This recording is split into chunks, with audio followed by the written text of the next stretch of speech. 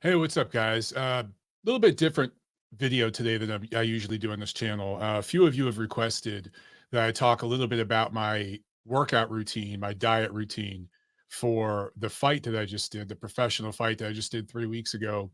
And I've talked about how I got ready a little bit on my podcast, but you guys want some details. Now, I won't do a week by week breakdown here because I did track every single one of my workouts all year. So I have all of that information, but I won't get that specific. I just want to give you guys the basics. But before I do that, I got to back up a little bit and give a little bit of my background because I realize that people watching this video are going to come from all different shapes and sizes and fitness levels, health levels, ages. So, depending on where you're at in your fitness journey, which it's a lifelong journey if it's something that you're serious about, whether you're a competitive athlete or a weekend warrior or just a regular person trying to get more healthy, it's not one size fits all. And it's frustrating to hear, but it's true, guys. You really do just have to kind of go through a trial and error process to see what works best for you. And what works best for you right now probably won't be the best thing for you 5, 10, 15, 20 years down the road. That will change as you change. So, about me, now I just turned 44 years old this summer, and I've been an athlete, a gym rat pretty much my whole life. I mean, I played sports, a lot of different sports in school, in the military. So, you're going back to my teenage years, basically two-thirds of my life, basically the last 30 years, I've been playing sports and competing and working out, being in the gym all the time. So it's something I have a lot of background with. What I didn't do very well for really just until I really hit 40 was my diet. Because I have a high metabolism. I was always in the gym and I could kind of just eat whatever the heck I wanted. Well, that starts to change. I mean, you hit 40 and it changes a little bit. And then, your body gets beat up. My body's, I've been put through a lot. So I have to train, as they say, again, this is totally cliche, but it's true. Train smarter, not harder. All right. So I just want to give that little preface before we get into some details. Okay. Specifically with this year, okay, I fought my last amateur fight in February. And then after that, I decided to go through the process of getting my professional federal boxing license. That is a process that took several months, a lot of different medical tests and all that. But I ended up getting it at the end of April. And then I entered training camp May 1st.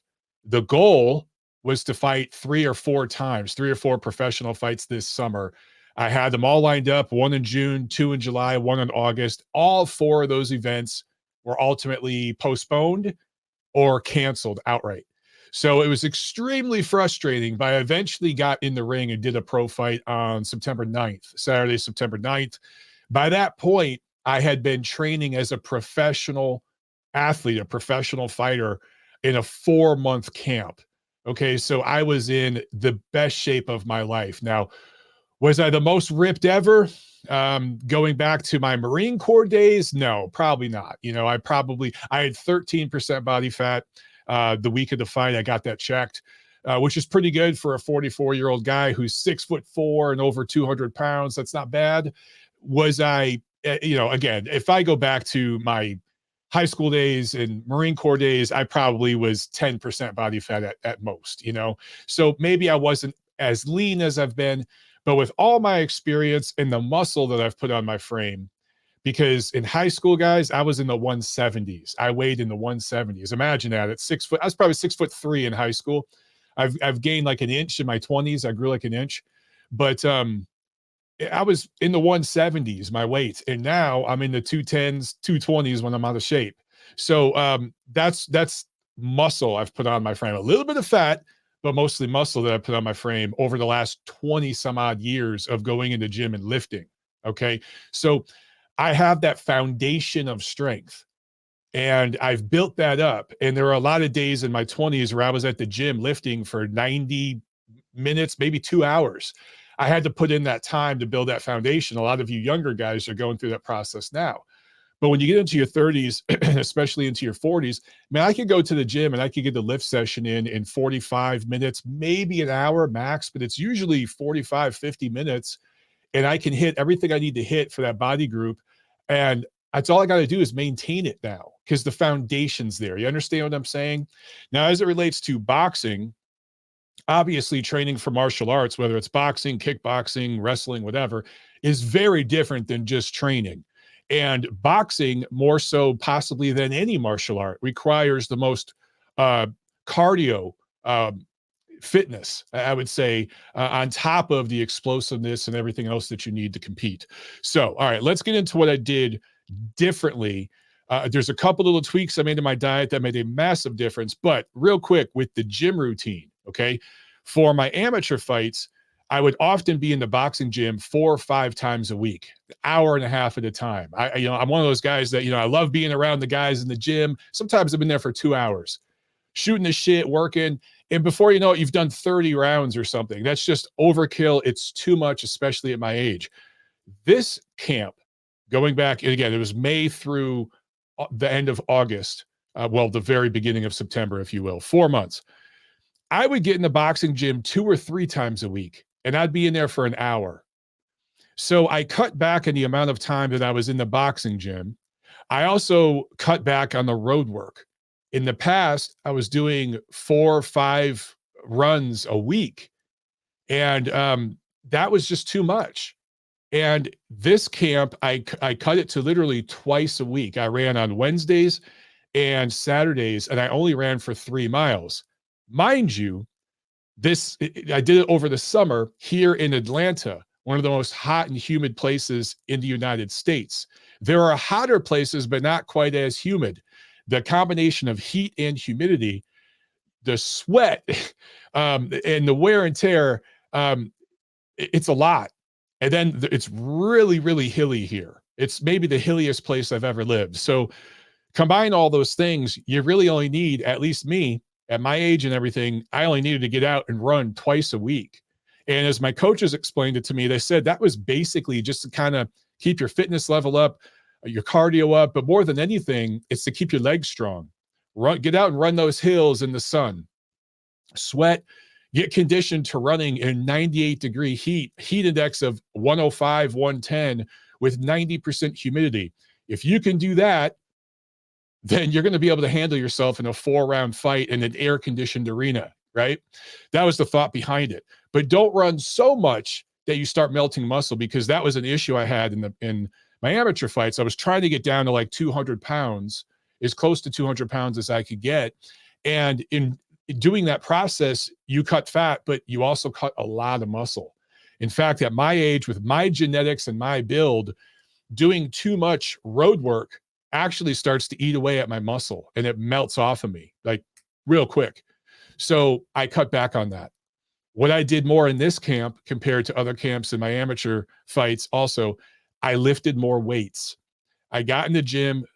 Now I'm not talking boxing gym. I'm talking just regular commercial gym. It's called Crunch Fitness here in Atlanta, the commercial gym I go to. And I lifted like 3 times a week. I would also focus when I lifted and I had the advice. I utilized a strength and conditioning coach. I'll talk more about that in a second. And they kind of helped break down the routine for me, that instead of just getting on the bench press and doing a bunch of bench presses, instead of doing machines and doing these little kind of solo lifts where you're working on one muscle at a time and stuff like that. It was very, bodybuilding centric, those types of lifts. We didn't do any of that crap. It was all pretty much standing compound lifts, meaning I wasn't laying on a bench or sitting on a machine or something. I was up on my feet and doing power cleans, squats, lunges, twists, and a lot of overhead presses. Overhead press is something that I've never done a whole lot of. I do a little bit, 3 sets of 10, whatever, but we do heavy, heavy, heavy overhead presses. And it's amazing how fast my strength grew once I started doing that. The combination, and I do all this in the same day now. I would do power cleans, all right, several sets of power cleans, then go into several sets of squats. Sometimes I would do front squats and back squats. And then I would do overhead press. And then I'd work in some calves and some lunges and then some other isolated shoulder exercises just to round it out. But it was a very heavy shoulder and legs workout, right? And I would do that multiple times a week. There'd be another day where I get in there and do back, and it'd be deadlifts. And then it would be different types of back exercises while I was standing, if I could. Sometimes you're seated and you're doing rows and stuff, but a lot of standing rows, bent over rows, things like that. Romanian deadlifts. Okay. If you don't know what that is, look that up. Things like that, where you are forced to use your core and you're building your explosiveness. I would also do a lot of twists where you grab a rope or you grab on a machine. Most of the time it was a rope, but sometimes it was bands, and you twist, right? And you come back very, very, very, very slow, then twist. And you'd work on engaging that core, that explosiveness. And a lot of times I would twist and then punch through. I'd motion like a punch, right? And it was just working on getting that whole kinetic chain from your feet all the way up through your back and out through your shoulder and your fist.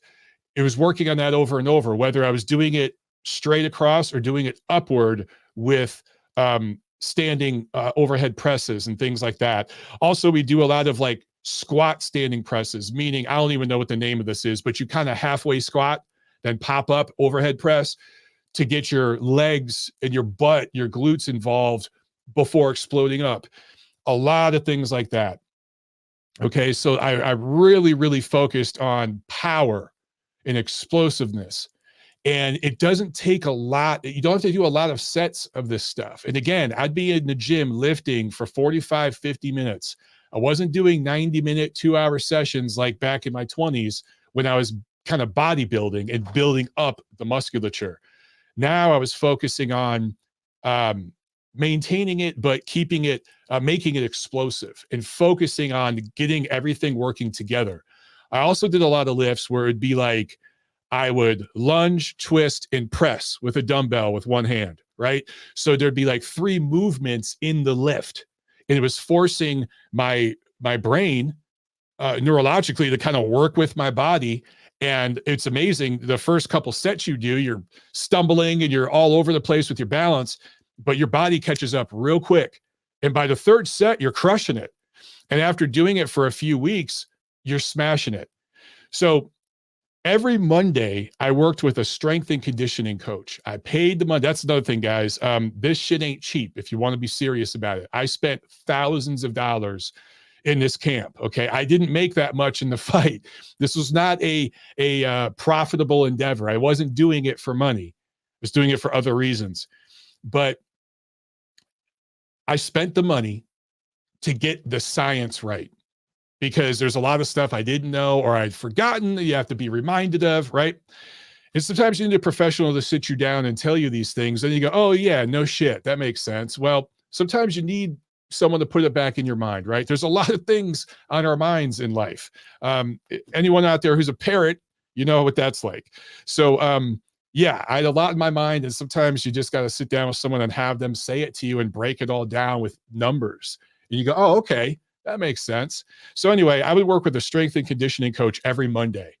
And the first few weeks of that, I could barely move when I was done with this guy, because he would work on stuff that I never did in the gym. Just, again, explosive compound movements, multiple movements per lift. And there would be maybe 10 seconds of rest between sets.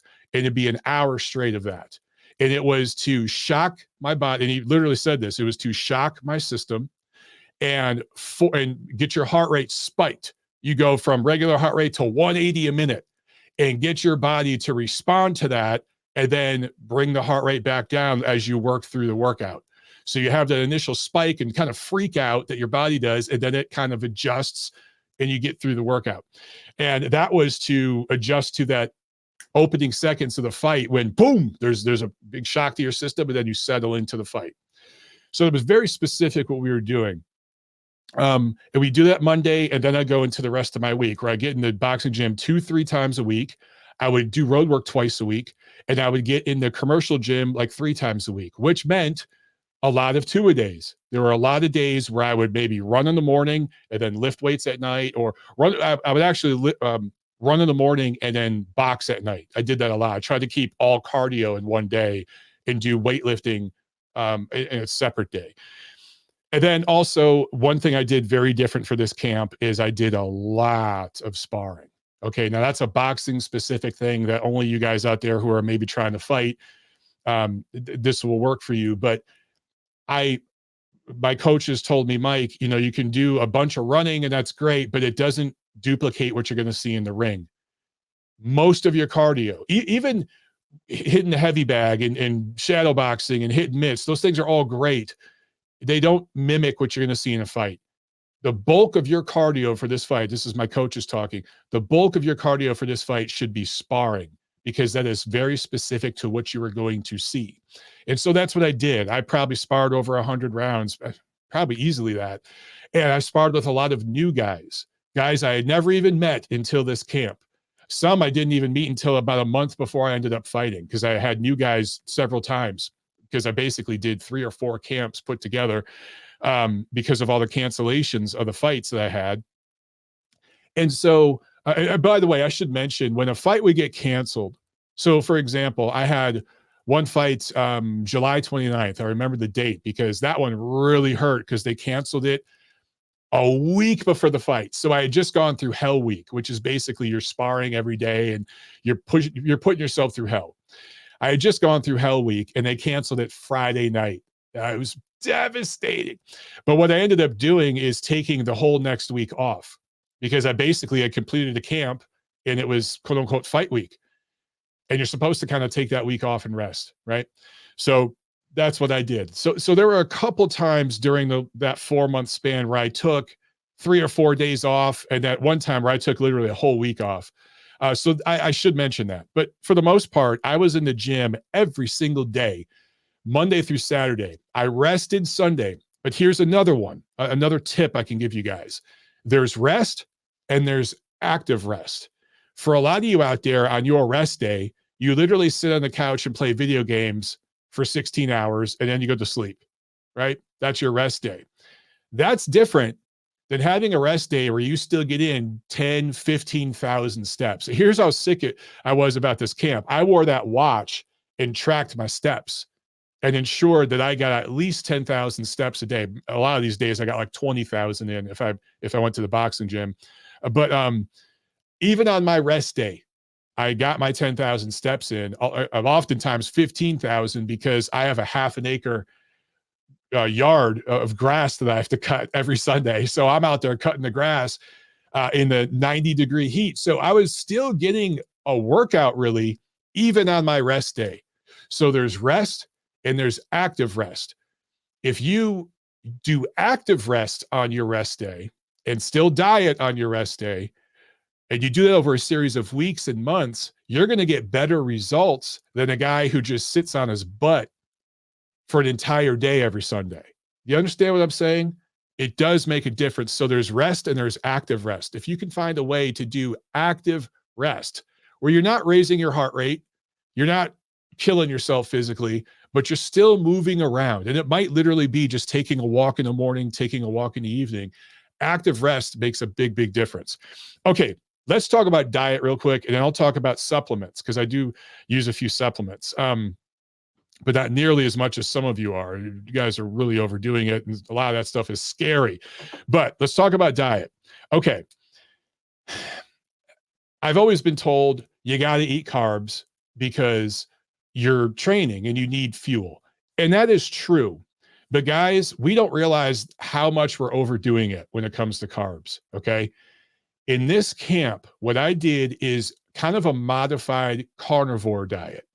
If you don't know what the carnivore diet is, look it up. But you can have all the protein you want, and you can even have all the natural fats you want. I'm not talking about the synthetic crap, but real fats that come, animal fats, even fats from cheeses and stuff. I would eat cheeseburgers, and I would just rip out the meat of the bun and just have a little bit of a bun, okay? But it was, a double cheeseburger with bacon and cheese, all of it. And it would be okay because you're getting protein and fat. They're learning more now and now and now that more now than ever that protein and fats break down in your system. At least, again, some of this is genetics, okay, but it breaks down your system in a much more beneficial way than carbs and sugars do, right? So growing up, I was told, a balanced breakfast has this, and it was like 60, 70% carbs. So it was considered a balanced breakfast, a balanced meal. No, if you're trying to cut fat, you have to cut carbs. I didn't eat any processed sugar, none for 4 months. By the way, that means no beer. That means no soda. It means water and black coffee. That's all I drank for 4 months, okay, during this camp. And really for the bulk of this entire year, because like I said earlier, I had an amateur fight in February. So January and February, I was in camp. So there's only a couple months this year where I ate a little bit. But no processed sugar at all, zero, okay? And really, really limit the carbs. You have to eat some carbs, rice, like brown rice, pasta, potatoes. You have to eat that stuff, okay? But minimize it and keep it earlier in the day and keep it before your workouts. So when I do a sparring session at 7 o'clock at night, I'd eat my carbs and all that before that sparring session. When I came home, hungry, of course, I would just eat protein. I would eat some sort of protein, a salad, something like that. And that was my dinner because it was after my workout and I didn't want to put a bunch of carbs back in my system right before going to bed. A simple adjustment like that in your diet goes a long, long way, especially over the span of months. Okay. Maybe it won't have an impact over 2 or 3 weeks, but over 2 or 3 months, over 6 months, it'll have a significant impact and you'll see it and you'll feel it. Also, fruit. I love fruit. And we've been told for years, it's okay that fruit has sugar because there's fiber in like if you eat an apple, there's a bunch of sugar, but there's also fiber. So it counterbalances. Well, there's some truth in that, but there's still a lot of sugar. And if you just eat an apple and go to bed or, something like that, you have an insulin spike. Okay. And I'm not going to get into the science of it too much, but there's an insulin spike there. And those sugars break down differently than proteins and fats break down. And the way that you could try to minimize that insulin spike is, first of all, don't eat apples or whatever fruit late at night. Eat it earlier in the day and eat it before your workout, not after. And add protein and fat with it. So when I would eat a peach, some watermelon, whatever, I drink a protein shake with it. And that protein helps balance out that insulin spike and minimize it. And it makes a difference in how your body breaks down those sugars because there's protein it's sticking to, all right? And it's more balanced. You do not get as much fat. What causes fat on you guys isn't fat itself, eating fat. It's sugar, it's carbs. That's what's killing dudes. That's what's putting fat in your gut. All right. So that's the diet. It's really not that complicated. Minimize the carbs, completely cut out processed sugars, and you can eat as much protein as you want. And if it's meat, there's natural fat in there, so you can have as much natural fat as you want. Now, would I recommend eating a 60-40 cheeseburger every day? No. 90-10 is probably better, okay? 90-10 beef is probably better than 60-40. But what I'm saying is you can have a bunch of that. What you want to minimize is the carbs, okay? Real quick, I want to give a shout out to DEXA Fit Atlanta. And Maureen and the whole staff there, you guys are awesome. Guys, if you really want to get serious about your fitness, you need to get what's called a DEXA scan, okay? I'm not going to get into a big commercial here about the DEXA scan, but there is really no better test out there right now to help find out what your fitness level is. And really, more than fitness, I would say your health level. Now, there's several different tests you can get when you go, but the DEXA scan is your basic bodies. They scan your entire body and they're able to determine body fat percentage, not just your overall body fat for your entire body, but for your limbs, your trunk, everything. your bone density. So all that stuff, it helps you understand your lean mass versus fat mass, your visceral fat, which is the fat in your gut. And visceral fat is what kills people, particularly men. A lot of men in this country, in the Western world, are dying because they have too much visceral fat. And there's a lot of you guys out there that maybe you got abs and you think that you're super duper fit, but what you don't know is you have 2 pounds of visceral fat in your gut. And a lot of that is just diet and lifestyle. So do the DEXA scan, DEXA, DEXA scan. I got several DEXA scans this year, I think 3 or 4, but 2 during my training camps, or actually 3 over the summer. And I got one the week of the fight and determined it said that I was 13% body fat. So I was 13% body fat going into this fight. And that's why a lot of people, you can see my abs again. My abs popped out. Now, by the way, it's only been 3 weeks and my abs are hidden again already. It doesn't take long once you start eating again.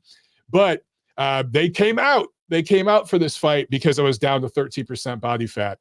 And for me, genetically, I store my fat in my trunk. Chest, back, stomach, that's where fat goes. And it does for a lot of guys, maybe most guys. But some of you guys, when you gain fat, it's proportional. You get it in your arms, your legs. I really don't get it in my limbs. I have really long limbs. That's just how I'm built. I have super long arms and super long legs, and I really have no fat on them. So like, if I have 15% body fat in my trunk, chances are I probably have 9 or 10% body fat in my arms and legs. That's just how I'm built. So that's just learning a little bit more about, myself and how I work genetically. And you guys will find that out as you go through your journey too. But highly recommend the DEXA. That's one of those things, or DEXA scan. That's one of those things where, guys, it costs money. It costs money to eat more healthy, cook your own food, don't eat out. That's another thing I should have mentioned about diet. I hardly ate out this whole summer. Friends want to meet and they want to, eat and drink. I hardly saw any friends this whole summer. In fact, I didn't even see my family, like my parents, my sister. Nobody visited because I was focused on what I had to do. And so if you cook your own food, pull out the grill, man, pull out the grill and grill some meat and stuff. That is going to help you stay fit. Diet is 90% of it, guys. I'm telling you. It really is. Real quick, supplements. I want to share. Let me share my screen again here real quick. I want to show you guys the protein that I use. So protein powder, you have to. You have to, because I'm over 200 pounds. That means I have to consume over 200 grams of protein a day to maintain my muscle. That's almost impossible to do with food, right? You got to have protein. I spend a little bit extra money to get this stuff. I like this stuff here. It is dairy-free, and there is hardly any cholesterol and carbs in it, hardly any fat in it. It gets right to the point. I like the unflavored. It's called Natural Force is the brand. I'll give them a shout out here because I like their protein. It also has the amino acid profile. Amino acids are the building blocks of muscle. So I'm getting that with every shake that I drink. And I would drink 3-4 of these a day on top of everything else I ate. All right. So you got to have protein powder. That is definitely going to be part of the profile. Also, a couple of little things here. Collagen. This is especially as you get older. This is powder collagen. Okay. And literally take a scoop of this, put it in my protein at least once a day. That's going to help with your joints. Older you get, the more wear and tear is on you. Your joints hurt. You got to do it. Let's see. What else? Creatine. If you're lifting weights. I like this creatine right here, the HCI, because it doesn't work on your kidneys the way cheap creatine does. Spend the money and get the good stuff. It does make a difference. When it comes to the shit you're putting in your body, guys, don't buy cheap protein. Don't buy cheap creatine. Get the good stuff. Spend the money. Probiotic. I take a probiotic every day for gut health. Do it. Again, this one's expensive. I spend the money because you can get some really shitty ones out there that are probably doing more harm than good. Fish oils. Shout out to my boys at First Form, Andy Frisella, my guy. You guys are awesome. Thank you for all that you've done for us. But fish oils, another one. Don't get the shit at Walmart. That's $2. It's going to jack you up. There's a bunch of nasty stuff in there. Spend the money and get a good one. Last but not least, hydration. Hydration is super important. Every weekend, early in camp, I was starting to feel sick Saturday and Sunday, sick to my stomach. My kidneys hurt. I had like a pain in the small of my back. And I ended up going to the doctor, and they said, Mike, they ran tests and stuff. They go, you're extremely healthy, but you are extremely dehydrated. And I'm like, how is that possible? I'm drinking gallons of water a day. They go, yeah, Mike, but you're sweating buckets. It's 90 something degrees here in Atlanta, and you're training twice a day, and you're working out in a boxing gym with no air conditioning. It's 100 degrees in there. You're sweating profusely for an hour. You have to get electrolytes in your system. So I got this. All right. This is called Relight. And I don't know if you can see all the ingredients. Yeah, I don't know if you guys can see that, but there's no sugar in this. It's just electrolytes. There are 0 calories, 0 fat, 0 sugar. There's a little bit of sodium, but you actually need sodium when you're dehydrated. This is keto friendly, no sugars, vegan friendly. It is real natural salt and electrolytes. That's it. Put a scoop of that in my water when I'm at the boxing gym. Suddenly, the pain in the small of my back and that kind of sick feeling, like I almost thought I was getting a cold every weekend at the end of my week of training, that went away. Instantly went away once I started getting electrolytes in my system. Duh, no shit. Again, sometimes you just have to be reminded of this stuff because there's so many little things. Okay, guys, so hopefully this helps and gave you a little bit of an idea of what I did. I'm sorry I rambled on for half an hour, but there's a lot of information. If there's anything else that you'd like me to go into more detail about, let me know. I'll see you at the fights.